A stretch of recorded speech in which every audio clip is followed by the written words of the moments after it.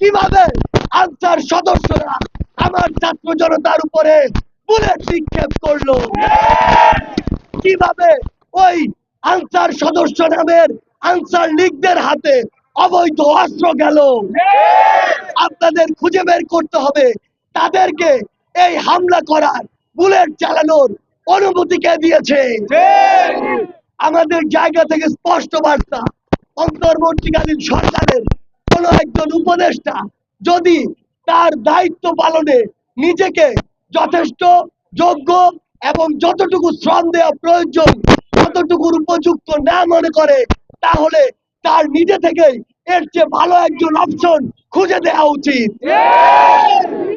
আমাদের জায়গা থেকে আমরা স্পষ্ট করে বলতে চাই, গতকালকে আমাদের ভাইদের উপরে যারা হামলা করেছে, আমাদের ভাইদেরকে যারা আঘাত করেছে, রক্তাক্ত করেছে, অতি দ্রুত সময়